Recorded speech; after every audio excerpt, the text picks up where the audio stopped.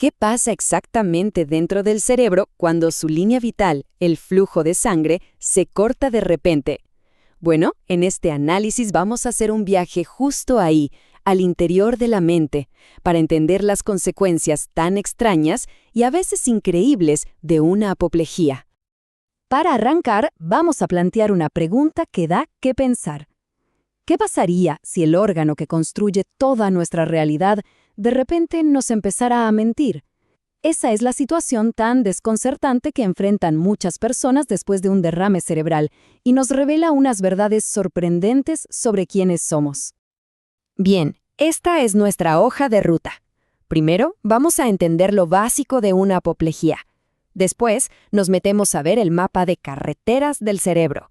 De ahí, nos embarcamos en un viaje por las secuelas y cerramos con algunas lecciones importantísimas que todo esto nos enseña.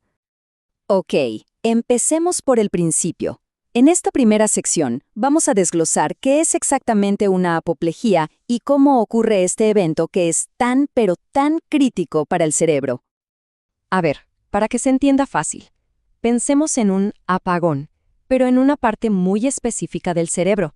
Cuando la sangre deja de llegar, las células de esa zona se quedan sin oxígeno, sin nutrientes, y empiezan a morir. El lugar exacto donde ocurre este apagón es lo que va a determinar todo lo que viene después. Y para entender por qué el sitio del apagón es tan crucial, primero tenemos que ver el mapa, ¿no? Ver la infraestructura del cerebro. Así que pasamos a la segunda sección, el mapa vascular, o sea, las autopistas de la mente.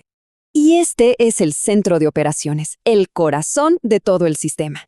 El círculo de Willis, que está en la base del cerebro, es como una rotonda gigante que recibe toda la sangre y la redirige a cada rincón. Es una pieza de ingeniería biológica increíble.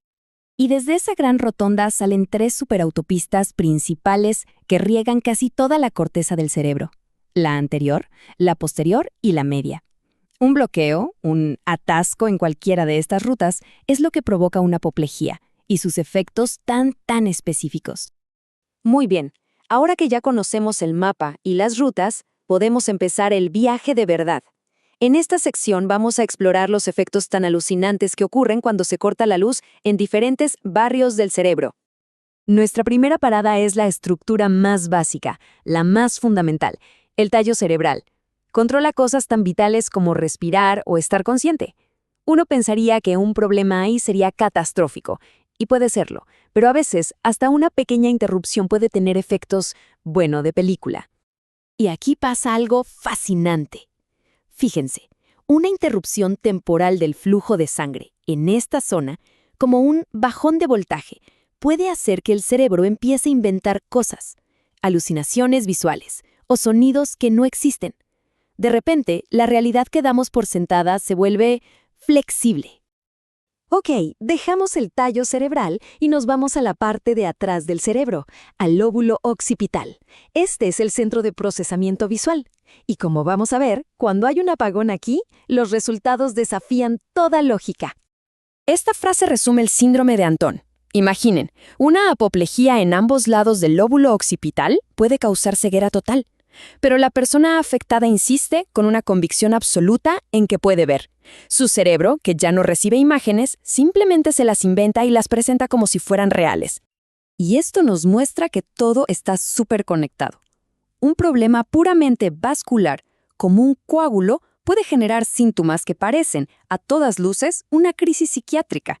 Nos recuerda que la causa no siempre es mental. A veces es un problema del hardware. Seguimos nuestro viaje. Ahora nos movemos hacia los lóbulos parietal y temporal. Estas son las regiones que juntan toda la información de los sentidos y nos ayudan a entender el mundo, a darle un significado, incluyendo el lenguaje. ¿Se imaginan escuchar un chiste, entender cada palabra, pero no captar que es un chiste? La entonación, la emoción, el sarcasmo, todo eso se pierde. El mundo se vuelve literal, plano. Pues eso es lo que pasa cuando hay una lesión en esta área. Y acá tenemos otro ejemplo increíble. Con la agnosia auditiva se puede oír el timbre de un teléfono perfectamente, pero el cerebro ya no sabe qué significa ese sonido. La conexión entre el sonido y su significado simplemente se rompió.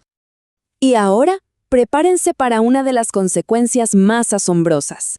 Se ha visto que en algunos fumadores de toda la vida, una apoplejía que daña una pequeña zona llamada ínsula, que está relacionada con el deseo y la adicción, puede borrar de un plumazo y para siempre las ganas de fumar. La adicción, que parecía una batalla psicológica imposible, se desvanece por un solo evento vascular.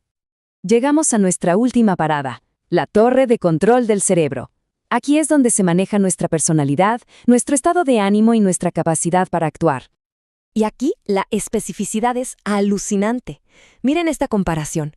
Una lesión en el núcleo caudado, que es clave para el ánimo, produce efectos totalmente opuestos dependiendo del lado. Si pasa en el lado izquierdo, se asocia con depresión, pero la misma lesión mismita en el lado derecho se relaciona con lo contrario, con la manía. Esto nos confirma una idea súper importante.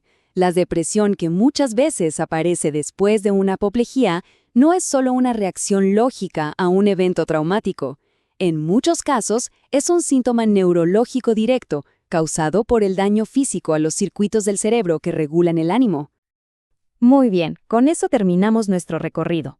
Ahora, en la última sección, vamos a juntar las piezas y a reflexionar sobre las lecciones que este viaje por el cerebro dañado nos puede enseñar sobre nosotros mismos. Las lecciones clave yo diría que son 3. Primero, la especificidad lo es todo. Dónde ocurre el apagón determina exactamente el resultado. Segundo, el cerebro es el hardware de la mente. Lo que a veces llamamos problemas mentales puede ser, en realidad, un problema de cableado. Y por último, nuestra realidad es una construcción, una historia que nos cuenta el cerebro y que depende de que le llegue sangre sin parar para no fallar. Es así de frágil. Y todo esto nos deja con una última pregunta para darle vueltas. Si algo tan físico, tan material como un coágulo en una arteria puede cambiar la personalidad, borrar una adicción o alterar por completo cómo percibimos el mundo, entonces, ¿qué tan fija, qué tan real o inmutable es esa cosa que llamamos identidad?